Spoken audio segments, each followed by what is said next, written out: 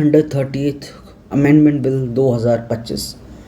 कुछ दिनों पहले ये बिल लोकसभा में इंट्रोड्यूस किया गया और इस बिल को लेकर संसद में काफ़ी ज़्यादा हंगामा भी हुआ था। हेलो दोस्तों, डेली डिकोड में आपका स्वागत है।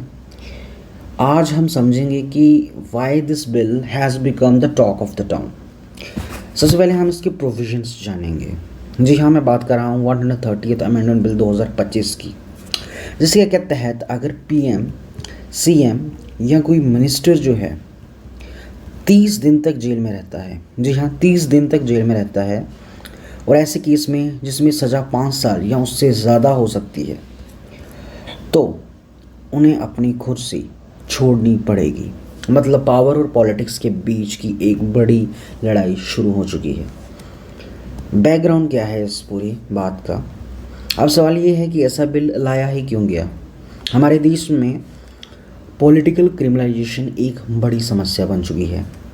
एडीआर डेटा के हिसाब से 2024 में इलेक्शन में जीतने वाले एमपी जो थे, उनमें से 46% के खिलाफ क्रिमिनल केसेस हैं। 15 साल पहले ये फिगर सिर्फ 30% था। मतलब धीरे धीरे क्रिमिनल बैकग्राउंड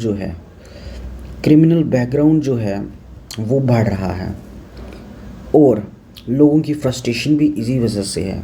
जो लोग करप्शन या क्रिमिनल केसेस में जेल में होते हैं, वो भी खुशी छोड़ने के तैयार नहीं होते। इस बिल के ज़रिए गवर्नमेंट चाहती है कि पॉलिटिक्स में थोड़ी सफाई लाई जाए। अगर हम बात करें कि इस बिल के मेन प्रोविजंस क्या हैं, तो सबसे पहले अगर एक मिनिस्टर जहाँ पीएम या सीएम जो 30 दिन तक कस्टडी में रहता है किसी भी ऑफेंस में जिसमें मिनिमम पनिशमेंट 5 साल की है, तो उसको रिज़ाइन करना होगा। अगर पीएम या सीएम खुद जेल जाते हैं तो ऑन द 31st डे उन्हें रिज़ाइन करना कंपलसरी होगा। अगर रिलीज़ हो जाते हैं तो वापस रीअपॉइंट भी किया जा सकता है, और ये रूल दिल्ली के मिनिस्टर्स के लिए भी लागू होगा। सुनने में स्ट्रांग लगता है, क्योंकि एक तरह से करप्ट लीडर्स के लिए ये एक रेड लाइन खींच सकता है। लेकिन हर चीज़ के पीछे कुछ ना कुछ प्रॉब्लम्स और कंसर्न भी हैं। तो सबसे पहला जो कंसर्न या प्रॉब्लम है वो है प्री अजम्पशन ऑफ इनोसेंस। यानी हमारी जुडिशरी कहती है कि हर आदमी तब तक इनोसेंट है जब तक कोर्ट उसे गिल्टी ना मान दे।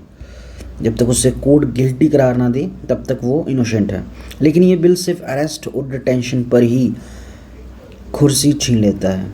मतलब अगर अरेस्ट पॉलिटिकली मोटिवेटेड हो तो it poses a great question on that. Second point है अनइक्वल ट्रीटमेंट। यानी एमपी और एमएलए को डिस्क्वालीफाई सिर्फ कन्विक्शन पर किया जाता है, लेकिन मिनिस्टर सिर्फ अरेस्ट होने पर ही कुर्सी खो देंगे। मतलब एक ही आदमी एमएलए के रूप में बचा रह सकता है पर मिनिस्टर के रूप में हट जाएगा।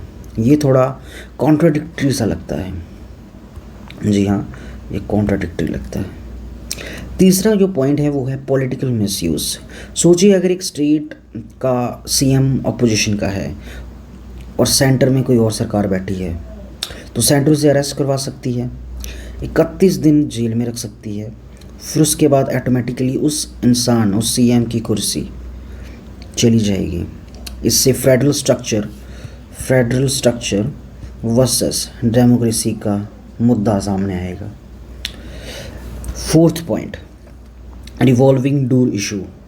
यानी अगर कोई मिनिस्टर जेल जाए, 31 दिन तक रिज़ाइन किया, फिर बेल पर आया, वापस कुर्सी ले ली, ऐसे में राजनीति में सिर्फ इंस्टेबिलिटी ही बढ़ेगी।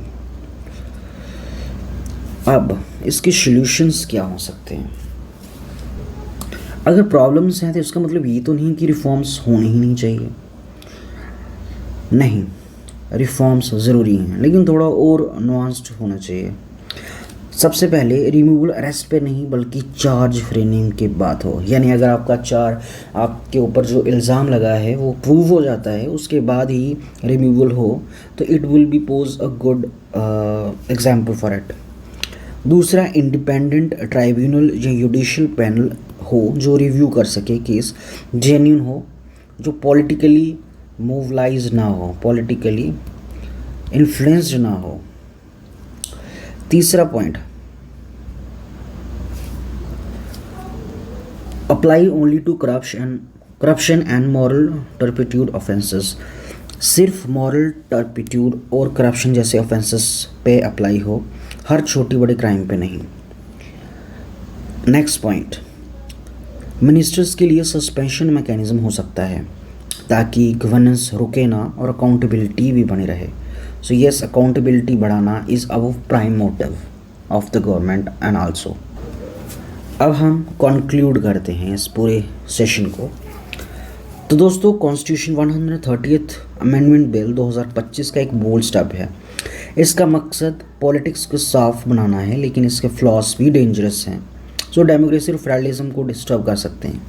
हमारे लिए सबसे बड़ा सवाल ये है कि क्या हमें इंस्टेंट सफाई चाहिए, चाहे उसके लिए फेयर ट्रायल और ड्यू प्रोसेस को साइड करना पड़े, या फिर हमें ध्यान देना चाहिए कि टेंटेड कैंडिडेट्स को टिकट मिले ही ना।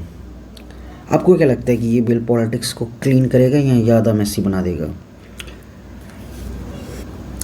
इसी के साथ मैं आपसे अलविदा लेता हूँ। मिलेंगे नेक्स्ट वीडियो में। Thank you.